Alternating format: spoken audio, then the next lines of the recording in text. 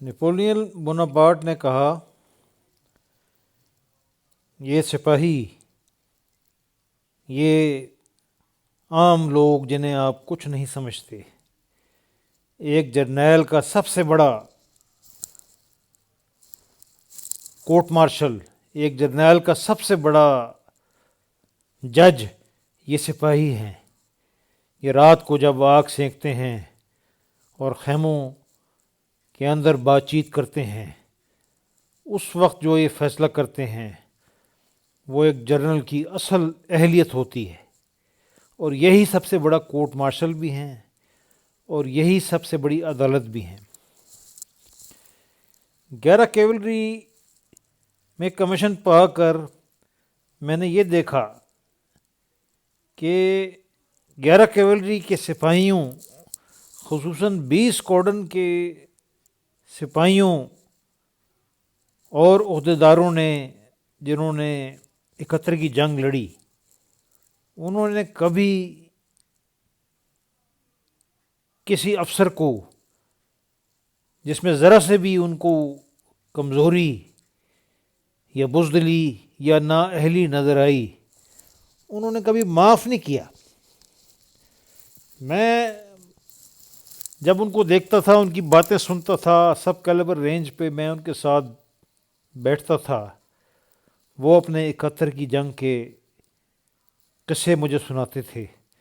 اس وقت بار بار مجھے نیپولین کی یہ جو حکایت تھی، جو اس کا ایک ضرب المثل تھی، وہ یاد آتی تھی کہ سب سے بڑے جج جو ہیں یہ سپاہی ہیں، جو افسر کو جتنا جانتے ہیں اتنا کوئی نہیں جانتا۔ جنگی تاریخ کا مطالعہ کرتے کرتے میں بار بار چیلیاں والا کی جنگ پہ گیا۔ چیلیاں والا کے گاؤں کے ساتھ ایک خاص لگاؤ بھی ہے، لیکن اس کا میں ذکر نہیں کر سکتا۔ چیلیاں والا کی جنگ میں میرے بزرگوں نے دونوں مخالف فوجوں میں حصہ لیا۔ میرے دادا کے بزرگ سکھ آرٹلری میں تھے، اور میرے نان کے ان کے بزرگ ایسٹ انڈیا کمپنی کی کیولری اور ہارس آرٹلری میں تھے۔ اس جنگ سے مجھے ہمیشہ بڑا لگاؤ رہا۔ میری پہلی پوسٹنگ کھاریاں میں تھی، میں اکثر چیلیاں والا جاتا تھا، آس پاس کے علاقے میں پھرتا تھا، قبریں، مختلف یادداشتیں اس جنگ کی جو ہیں ان کو دیکھتا تھا، بار بار اس کا مطالعہ کرتا تھا، اور میری زندگی پہ بہت بڑا نقش ہے چیلیاں والا کی جنگ کا۔ یہ چھوٹا سا آج ایک مضمون ہے، یہ بھی چیلیاں والا کی جنگ کے بارے میں ہے۔ بات یہ ہے کہ نہ ہمارا کوئی چینل ہے، نہ میں نے کسی سے کوئی خرچہ لینا ہے، نہ میں نے کسی لڑکی کو بٹھا کر ساتھ ایک جعلی تجزیہ کرنا ہے۔ میں نے تو صرف تاریخی حقائق بیان کرنے ہیں، جس میں نہ کوئی ایسی کوئی مالی کوئی لالچ ہے، نہ کوئی مفاد ہے، جو کہ عام طور پہ آپ کو پایا جاتا ہے۔ خاص طور پہ لاہور اور اس کے مسافات میں جو ہے وہ تو دلالی بہت زیادہ پائی جاتی ہے۔ Chillianwala Lahore casualty 1850 commanding officer of her majesty's 14th light dragoon kills himself to escape humiliation from British other ranks۔ اب چیلیاں والا کی جنگ میں یہ ہوا کہ ایک پورا انگریز cavalry brigade, East India company کا کیولری بریگیڈ، جس میں تقریباً 3 مقامی یونٹیں اور تقریباً 2 رائل آرمی کی، برٹش آرمی کی یونٹیں بھاگ گئیں۔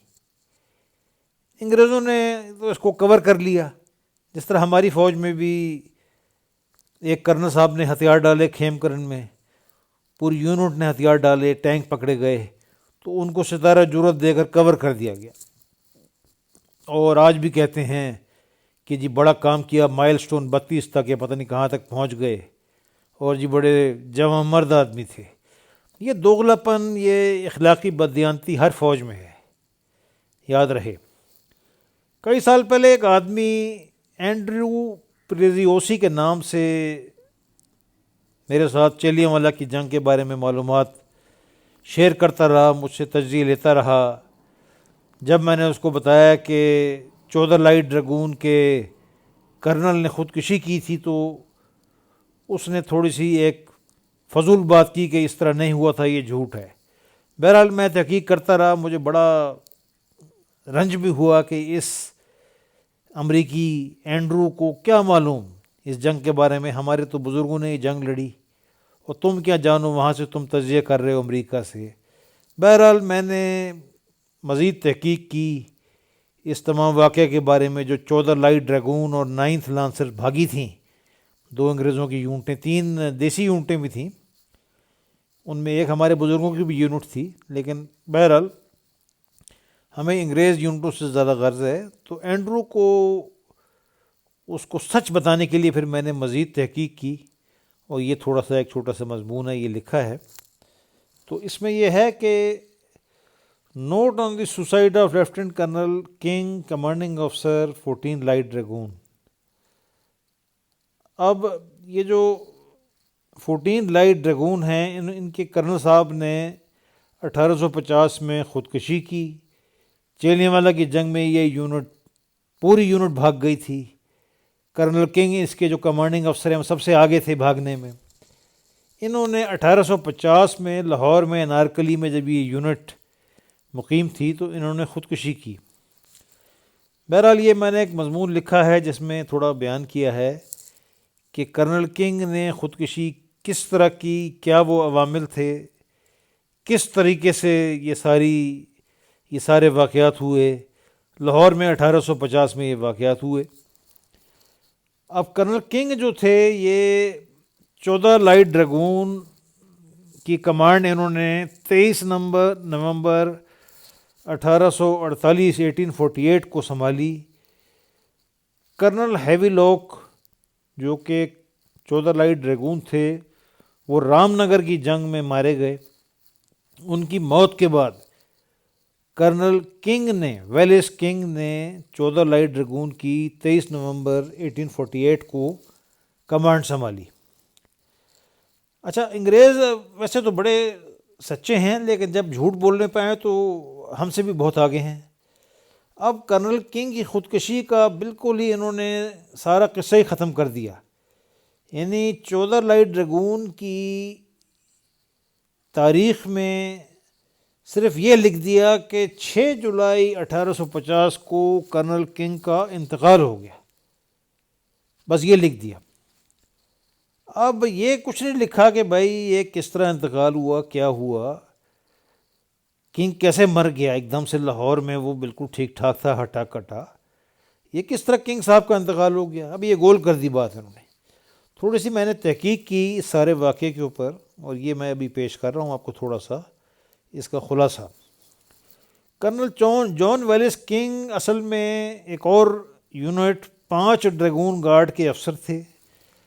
8 نومبر 1846 1846 کو انہوں نے 14 لائٹ ڈریگون میں ٹرانسفر کیا، کیونکہ اس زمانے میں انگریز افسروں کو شوق تھا کہ ہم سروس کریں جنگی حالات میں، اور 1846 میں جنگی حالات کی سروس صرف ہندوستان میں تھی، تو ایسٹ انڈیا کمپنی کچھ یونٹوں کو کرائے پہ لے لیتی تھی، جو برٹش آرمی کی کچھ یونٹوں کو ایسٹ انڈیا کمپنی پیسے دے کر کرائے پر لے لیتی تھی، اور 14 لائٹ ڈریگون بھی ایسٹ انڈیا کمپنی کی سروس میں تھی۔ یہ یونٹ 5 اکتوبر 1841 کو بمبئی آئی اور اس نے دوسری سکھ جنگ میں حصہ لیا۔ اب یہ کرنل ویلس کنگ جو ہیں، یہ 8 ستمبر 1846 کو 1846 کو 14 لائٹ ڈریگون میں آ گئے۔ رام نگر کے مقام پر، کیونکہ یہ یونٹ انڈیا میں نئی آئی تھی، پنجاب کا ان کو تجربہ نہیں تھا، سکھوں کے بارے میں کچھ نہیں جانتے تھے، تو تھوڑا انہوں نے زیادہ کچھ جمع مردی یا شجاعت کا مظاہرہ کرنے کی کوشش کی، اور بغیر سوچے سمجھے انہوں نے ایک حملہ کر دیا۔ رام نگر میں، اور اس یونٹ نے بہت مار کھائی۔ شیر سنگھ کی قیادت میں سکھ جو تھے وہ مخالف تھے، دوسری سکھ جنگ تھی، اور ہیولک جو تھے، یہ جنرل ہیولاک جو 1857 میں بڑے مشہور جرنیل تھے برٹش آرمی کے، لکھنؤ میں اور اس علاقے میں لڑے تھے، کانپور میں، یہ ان کے بھائی تھے۔ ابھی کرنل ہیولاک 22 نومبر 1848 کو 1848 کو چناب کے محاذ پر، رام نگر کا علاقہ جس کا آپ نے اب نام رسول نگر رکھ دیا، حالانکہ چناب کا کسی رسول سے کوئی تعلق نہیں ہے، لیکن بہرحال آپ نے رسول نگر نام رکھ دیا اس کا، حالانکہ یہاں تو سب ہندو تھے، مسلمان تو بعد میں ہوئے۔ بہرحال تاریخ کو آپ نے تھوڑا سا اپنی اسلامی بنایا، اس کا نام آپ نے رسول نگر رکھ دیا۔ اچھا، منافقت تو ہمارے اندر ویسے بہت ہے۔ اچھا، 22 نومبر 1848 کو کرنل ہیولاک نے سکھوں پر ایک احمقانہ طریقے سے حملہ کیا، اور اس حملے کے دوران مارے گئے۔ سکھ جو گھوڑ سوار تھے، جنہیں گھوڑ چڑھا کہتے تھے، وہ کرنل صاحب کی باڈی کو، ان کے جسد خاکی کو گھسیٹ کے لے گئے۔ 12 دن کے بعد کرنل ہیولاک کی لاش ملی چناب کے ساحل پر، اور سر اس کا سکھ لے گئے تھے، باقی لاش تھی، اور کپڑے وغیرہ بھی سب اتار کے، جس طرح اس زمانے میں ہوتا تھا، ان کو بالکل برہنہ لاش چھوڑ کے چلے گئے۔ اچھا، اس کے علاوہ 9 اور 14 لائٹ ڈریگون کے جو گورے سپاہی تھے، ان کی بھی لاشیں ملیں کرنل صاحب کے ساتھ، جو غالباً ان کا تحفظ کر رہے تھے یا ان کے ساتھ تھے، وہ بھی مارے گئے۔ بہرحال یہ 12 دن کے بعد یہ لاشیں ملیں۔ اسی رام نگر کی جنگ میں ایسٹ انڈیا کمپنی کی کیولری کے کمانڈر بریگیڈیئر جنرل کیورٹن، جو رینک سے آئے تھے نیچے سے، وہ بھی مارے گئے۔ اور ہمارے ایک بزرگ ہیں شیر علی، ان کی بھی قبر ہے رام نگر میں، انہی کے ساتھ، کیورٹن کے ساتھ۔ میں نے ایک دفعہ چکر بھی لگایا تھا وہاں کا۔ اب کیورٹن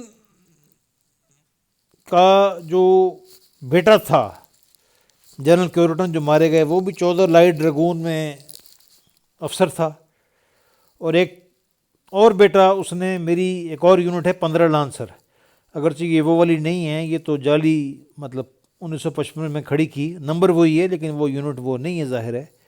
بہرحال کیورٹن کے دوسرے بیٹے نے 15 لانسر ملتانی پٹھان رسالہ کو کھڑا کیا 1857-58 میں۔ مختصر بات یہ ہے کہ رام نگر 14 لائٹ ڈریگون کے لیے بہت بڑا جھٹکا تھا، اور ظاہر ہے اس کے مرال پر، اس کے حوصلے پہ بڑا اس کا ایک، آپ سمجھ لیں کہ منفی اثر پڑا۔ بہرحال میجر جان ویلس کنگ، جن کے بارے میں ابھی ہم ساری کہانی بیان کر رہے ہیں، کرنل ہیولاک کے ہلاکت کے بعد ان کو 14 لائٹ ڈریگون کا کماندار بنا دیا گیا، لیفٹیننٹ کرنل بن گئے، اور 14 لائٹ ڈریگون کی کمانڈ کرنے لگے۔ یہ رام نگر کا نقشہ ہے، آپ دیکھ سکتے ہیں، یہ چناب ریور کے اوپر ہے، اور یہ اکثر میں اس کا چکر لگاتا ہوں کیونکہ بزرگ کی قبر ہے صوبیدار میجر شیر علی کی، جو یہاں مارے گئے، اپنی یونٹ کے واحد آدمی تھے جو اس جنگ میں مارے گئے۔ بہرحال یہ رام نگر کی جنگ کا تو قصہ مختصر ہے، لیکن ہم بات کرتے ہیں سیدھی سادی کرنل کنگ کی خودکشی کے بارے میں، ان کی موت کے بارے میں، جس کو گوروں نے بالکل اس کو گول مول کر کے کور کر دیا۔ ابھی رام نگر تو تھوڑا آپ دیکھ لیں کہ یہ رام نگر جو ہے کس طرح سے گورے پہنچے، کیا ہوا، ساری کہانی۔ شیر سنگھ جو تھا وہ یہاں آیا اپنی فوج لے کر، گورے مخالف سائٹ پر تھے، اور یہ ساری کارروائی ہوئی۔ یہ لمبی کہانی ہے، لیکن بہرحال مختصر ہم بات کرتے ہیں۔ پہلے 3rd لائٹ ڈریگون اور 8 لائٹ کیولری نے حملہ کیا رام نگر میں، بہت تگڑی یونٹیں تھیں، انہوں نے بڑے حساب سے، بڑے طریقے سے حملہ کیا، ان کو زیادہ نقصان نہیں ہوا۔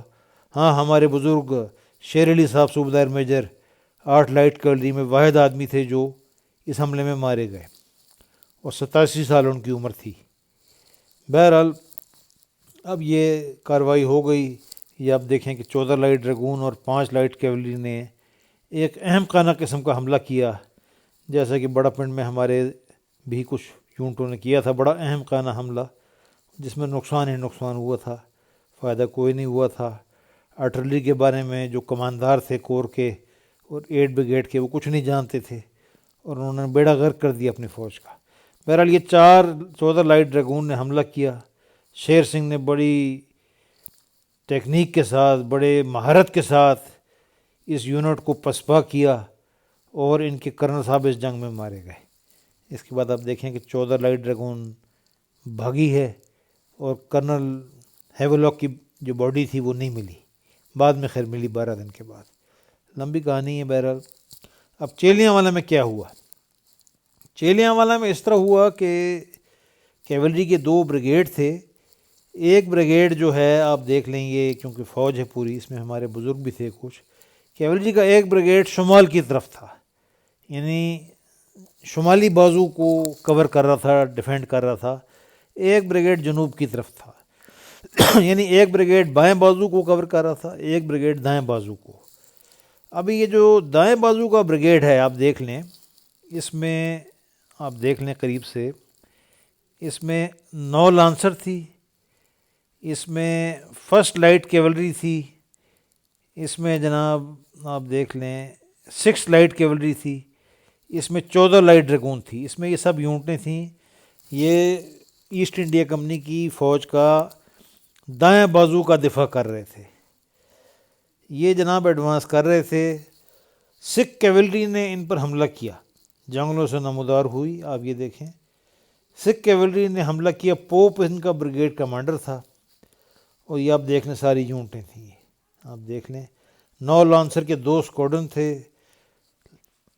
پہلی لائٹ کیولری جو دیسی یونٹ تھی اس کا 1.5 اسکواڈن تھا. 6 لائٹ کیولری جس میں ہمارے کچھ بزرگ تھے ان کا 1.5 اسکواڈن تھا.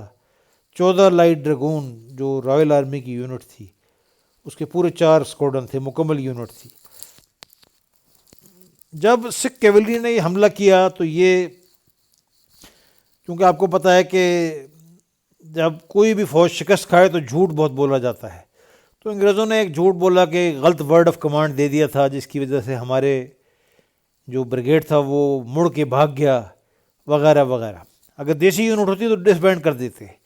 ہمارے بزرگوں کی ایک اور یونٹ تھی 2 لائٹ کیولری، افغان جنگ میں 1840 میں اس کو ایسٹ انڈیا کمپنی نے پروان میں اس بات پہ ڈس بینڈ کیا کہ وہ بھاگ گئی تھی جس طرح یہ بھاگی ہے. لیکن یہ کیونکہ گورے تھے تو ان کے خلاف کوئی ایکشن نہیں لیا گیا، گول مول کر دیا گیا، کہا کہ نہیں ورڈ آف کمانڈ غلط دے دیا تھا وغیرہ وغیرہ. بہرحال جس طرح میں نے اپنی یونٹ میں دیکھا 11 کیولری میں کہ سپاہی معاف نہیں کرتے. افسر چاہے درگزر کر دیں، گورنمنٹ چاہے درگزر کر دے، لیکن جو سپاہی جس نے جنگ لڑی ہو وہ معاف نہیں کرتا. وہ بات کو یاد رکھتا ہے، وہ بار بار ذکر کرتا ہے، لنگر میں بھی ذکر کرتا ہے، لائنوں میں بھی ذکر کرتا ہے، اگر ریٹائر ہو جائے اس کے بعد بھی گاؤں میں بھی جا کے قصہ کرتا ہے. تو یہ المیہ تھا کرنل کنگ کا کہ 14 لائٹ ڈریگون کے سپاہیوں نے اس بات کو فراموش نہیں کیا، اگرچہ انگریزوں نے تو کور کر لیا تھا. لیکن اب 14 لائٹ ڈریگون لاہور آ گئی، جنگ ختم ہو گئی. 1850 میں یہ لاہور میں تھی، انارکلی میں. اب جناب 14 لائٹ ڈریگون یہاں آ گئی. جنرل چارلز نیپیئر جو ایسٹ انڈیا کمپنی کی فوج کے کماندار تھے، کمانڈر ان چیف تھے، انہوں نے 14 لائٹ ڈریگون کا ایک انسپیکشن کیا، وہاں چکر لگایا اور تھوڑا ان کو دلاسا دیا کہ 14 لائٹ ڈریگون بڑی زبردست یونٹ ہے اور آپ کیونکہ نا تجربہ کار تھے اس لیے تھوڑا آپ کو نقصان ہو گیا دوسری سکھ جنگ عظیم میں. بیسکلی ان کا مرال اوپر کر رہا تھا، لیکن یہ بات کچھ تھوڑی سی سپاہیوں نے تھوڑا سا اس کو منفی انداز میں لیا اور یونٹ کے مرال پہ اثر پڑا. بہرحال چارلز نیپیئر نے تو بہت تعریف کی کہ نہیں آپ بڑی اچھی یونٹ ہیں، آپ نے پیننسولر جنگ میں بڑی زبردست لڑائی کی تھی وغیرہ وغیرہ. اب چارلز نیپیئر نے تو بات صحیح کر دی، لیکن سپاہیوں نے اس کو کچھ غلط رنگ میں لیا کیونکہ ظاہر شرمندگی تھی چیلیاں والا کی، پوری یونٹ بھاگ گئی تھی. تو اس زمانے کے جو انگریزوں کے جو قصے ہیں ان میں یہ لکھا جاتا ہے کہ ایک ٹرمپیٹیر یعنی بوگل بجانے والے نے یہ کہا کہ سر چارلز نیپیر وہاں جب تقریر کر رہے تھے تو بیگلر نے ٹرمپیٹر نے یہ کہا کہ ہمارا کماندار، ہمارا کمانڈنگ آفسر کرنل کنگ ایک بزدل آدمی ہے. اب یہ جو قصہ ہے یہ جناب مشہور ہو گیا، یہ بات تھوڑی سی ذرا اس کو سیریسلی لیا گیا. اب پہلا جو ریکارڈڈ واقعہ تھا کرنل کنگ کے خلاف یہ 20 مارچ 1850 کو ہوا، تو سپاہی کی چارج شیٹ بنائی گئی. اور اس چارج شیٹ میں آپ انگریزوں کی یہ دیکھیں کہ ہر چیز ان کی محفوظ ہے، ریکارڈ سارے موجود ہیں. ہماری طرح نہیں کہ جس طرح جنرل گھومن نے کتاب لکھی تو کہتے ہیں 111 بریگیڈ نے سارا ریکارڈ ہی تباہ کر دیا تھا، یعنی چھم میں اس نے کیا کیا وہ کوئی ریکارڈ ہی نہیں تھا. ملٹری آپریشن ڈائریکٹریٹ میں بھی جنرل گھومن گئے تو وہاں ایک جاوید اقبال تھے جنہوں نے کہا نہیں بڑا خفیہ خیال رکھیں ان چیزوں کا وغیرہ وغیرہ. وہ ایک لمبی کہانی ہے. بہرحال اب یہ چارج شیٹ 20 مارچ 1850 کی یہ کہتی ہے کہ سپاہی جان میکلین 14 لائٹ ڈریگون کا 3 جون 1850 کو کورٹ مارشل ہوا. اور چارج شیٹ میں لکھتے ہیں کہ انہوں نے 20 مارچ 1850 کو پریڈ کے دوران ایک بہت ہی توہین آمیز زبان استعمال کی. جب ان کو کوڑے پڑ رہے تھے تو اس وقت انہوں نے کہا کہ ہمارا جو کرنل ہے وہ بہت ہی نہیں کہ ان کے بارے میں بڑی غلط زبان استعمال کی. تو چارج شیٹ کا رزلٹ یہ تھا کہ فائنڈنگ گلٹی یعنی قصوروار ہے، اور سزا ٹرانسپورٹیشن فار 7 ایئرز یعنی قید بامشقت، اور 7 سال کی قید آسٹریلیا یا کہیں انڈمان آئلینڈ وغیرہ میں. ایک رسالہ تھا انگریزوں کا اخبار تھا ایلن انڈین میل، اس نے یہ رپورٹ بھی کیا اور لکھا کہ کرنل میکلین کے سپاہی میکلین نے کرنل کنگ کو بزدلانہ ایک ان کی نوعیت کے کام کا ان کو کہا کہ یہ بزدل آدمی ہے. بہرحال یہ قصہ بھی رپورٹ ہوا، یہ ایلن انڈین میل ہے، اس میں یہ پورا قصہ بھی رپورٹ ہوا، اور یہ آج بھی آپ کو انٹرنیٹ پہ مل سکتا ہے. پاکستان کی طرح نہیں ہے کہ ڈیفنس جنرل کی ساری آرکائیو ڈیلیٹ کر دیں تاکہ کوئی آدمی پڑھ ہی نہ سکے، ایسے نہیں ہوتا. اب اس نے خبر بھی شائع کی، اس نے انڈین میل نے، ایلن انڈین میل نے، کہتا ہے کہ private John McLean also accused colonel King of cowardice at Chillianwala. اس میں کہتے ہیں کہ جی کرنل جان کنگ بڑے باعزت آدمی تھے اور یہ جان میکلین نے ان کے خلاف یہ بات کی وغیرہ وغیرہ. اور اس کے بعد آخر میں یہ بھی لکھتے ہیں کہ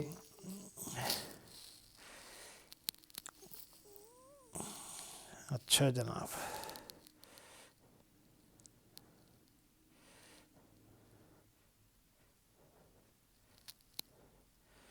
یہ ساری کہانی انہوں نے لکھ ڈالی. بہرحال کہ جان میکلین نے کرنل کنگ کے ساتھ زیادتی کی، بدتمیزی کی، کہا کہ یہ بزدل آدمی ہے، یہ بھاگ گیا تھا جنگ میں وغیرہ وغیرہ. اچھا اس کے بعد اسی دوران وہ خربوزہ دیکھ کر رنگ پکڑتا ہے. تو اسی یونٹ کے ایک اور سپاہی جان سپرنگٹ نے بھی کرنل کنگ کے ساتھ بدتمیزی کی. اس کا بھی 6 جون 1850 کو کورٹ مارشل ہوا، اور اس پہ چارج یہ لگایا گیا کہ 24 اپریل 1850 کو ایک تو یہ بغیر چھٹی کے چلا گیا تھا اور 3 گھنٹے غائب رہا. اس کے بعد دوسرا چارج یہ لگایا گیا کہ اس نے گارڈ روم میں ایک بہت ہی ناشائستہ زبان استعمال کی کرنل کنگ کے خلاف، اور کہا کہ یہ ایک بزدل آدمی تھا جو یہ ریجمنٹ کو چھوڑ کر چیلیاں والا میں بھاگ گیا، اور کہتا اگر مجھے مل گیا تو میں اس کا سر توڑ دوں گا وغیرہ وغیرہ. یہ چارج شیٹ میں لکھا. تیسرا الزام یہ لگایا کہ جناب اس نے سارجنٹ گائز کو بہت ہی غلط استعمال کی اور کہا کہ تمہارا بھی سر توڑ دوں گا. اب فائنڈنگ گلٹی اس کو سزا دی گئی 50 کوڑے اور 18 مہینے قید. یہ سر چارلز نیپر نے اس کو اپروو کر دیا. اچھا، اب مسئلہ یہ ہوا کہ اس سے پہلے سپاہی میکلین کو بھی سزا دی گئی تھی، لیکن چارلز نیپر نے اس سزا کو ختم کر دیا. اور چارلز نیپر نے کہا کہ یہ غلط سزا دی گئی، آپ نے قیدی کو نشے میں کیوں آنے دیا کہ وہ ایسی بات کرتا، اور جب آپ اس کو پریڈ پر لائے تو وہ نشے میں تھا، تو یہ آپ نے زیادتی کی ہے. اور چارلز نیپر نے یہ سزا ختم کر دی. اس پہ تھوڑے کرنل کنگ جو تھے وہ دل برداشتہ ہو گئے، کیونکہ انہوں نے کہا کہ میری توہین ہوئی ہے. چارلز نیپر کی ایسی نیت نہیں تھی، لیکن اس نے کہا کہ یہ آپ نے سزا غلط دی ہے، کیونکہ آپ نے اس آدمی کو نشے کی حالت میں لا کر مجبور کیا ایسے حالت میں کہ وہ بدتمیزی کرے، تو یہ سزا انہوں نے معاف کر دی. یہ سننے کے بعد کرنل کنگ نے 1 جولائی 1850 کو انہوں نے یہ ساری کارروائی ہوئی. یہ جب چارلز نیپر کا حکم نامہ پہنچا ہے لاہور، 14 لائٹ ڈریگون میں ڈاک میں آیا 1 جولائی کو، اور 9 جولائی 1850 کو کرنل کنگ نے لاہور ہی میں اپنے کمرے میں انارکلی میں جہاں ان کا گھر تھا وہاں انہوں نے خودکشی کر لی. تو یہ کہانی ہے جناب. انگریز حکومت نے تو معاف کر دیا، ریجمنٹ کی ہسٹری میں بھی غائب کر دیا، گول کر دیا کیا ہوا تھا، لیکن سپاہیوں نے معاف نہیں کیا. اور آخر میں پھر کرنل کنگ نے 9 جولائی 1850 کو خودکشی کر لی. ایلنز انڈین میل نے یہ، کیونکہ انگریز جھوٹ بہت بولتے ہیں، میرے ساتھ کافی بحث کرتے رہے لوگ، شرطیں لگاتے رہے کئی سال تک، تو پھر میں نے بڑی مشکل سے خبر نکالی. یہ ایلنز انڈین میل اخبار چھپتا تھا لاہور میں بھی، پورے انڈیا میں ہوتا تھا. اب بھی انٹرنیٹ میں مل جاتا ہے، اگرچہ پوری کوشش کر رہی ہیں حکومتیں کہ انٹرنیٹ کو کسی طرح بند کر دیں یا اس کو بالکل کھسی کر دیں. بہرحال یہ جناب ایلنز انڈین میل نے یہ خبر چھاپی، کہتا ہے کہ he was found dead in his bed yesterday morning, upper part of his head completely blown away by the contents powder only of a pistol which he had placed in his mouth. منہ میں پستول رکھا اور جناب لبلبی اس کی جو trigger تھا وہ دبا دیا، پورا اوپر سے سر اڑ گیا ہر چیز. اور جناب یہ اس طرح اپنے بیڈ روم میں انہوں نے خودکشی کر لی. تو یہ ایلنز انڈین میل نے اچھائی ہے کم سے کم یہ بتا دیا، ورنہ کئی سال گورے مجھ سے یہ جھوٹ بولتے رہے کہ بھائی یہ تو سب جھوٹ ہے، ایسا کچھ بھی نہیں ہوا تھا. اور یہ بھی کہا کہ سپاہیوں کی کیا ضرورت کہ ایسی بات کرتے. بہرحال لب لباب اس کا سارا کنکلوژن یہ ہے کہ جنگ میں سپاہی معاف نہیں کرتے، چاہے سرکاری طور پہ کچھ بھی آپ لیپا لیپی کچھ پالش کر لیں، وائٹ واش کر دیں، سپاہی معاف نہیں کرتے. اب رزلٹ کیا ہوا؟ 9 لائٹ ڈریگون کے ایک افسر تھے ہوپ گرانٹ جو چیلیوالا میں بھاگے تھے، اور 9 لائٹ ڈریگون کی بڑی بے عزتی بھی ہوئی تھی. تو 1857 میں جعلی قسم کی سائٹیشنز بنا کے اور جناب انہوں نے 9 لائٹ ڈریگون کو 1857 کی تاریخ میں سب سے زیادہ وکٹوریہ کراس دے دیے. کچھ وکٹوریہ کراس 14 لائٹ ڈریگون کو بھی دیے، انہوں نے بھی کچھ نہیں کیا 1857 میں، لیکن ان کو بھی بہت زیادہ دے دیے، کیونکہ شرمندگی تھی. یہ ساری کارروائی تھی. رام نگر اور چیلیاوالا میں جو بے عزتی ہوئی تھی اس کا تو مقابلہ ہی کوئی نہیں تھا. لیکن آپ جھوٹ کا عالم دیکھیں کہ آج تک گورے جھوٹ بول رہے ہیں کہ بھائی یہ کرنل کنگ والا واقعہ تو ایسی ہیر سے ہے، یہ ایک فیک نیوز ہے. جس طرح آج کل نہیں کہتے فیک نیوز ہے، ٹی وی پہ بھی آ کے بڑے جو ہے نا انٹلیکچولی ڈس آنیسٹ قسم کی مبصر فیک نیوز کا بڑا تذکرہ کرتے ہیں، اور ساتھ لڑکی بٹھائی ہوتی ہے. اور جھوٹ بولنے میں تو ہمارے ٹیلی ویژن کی یا پوری دنیا کے ٹیلی ویژن کی PhD ہے.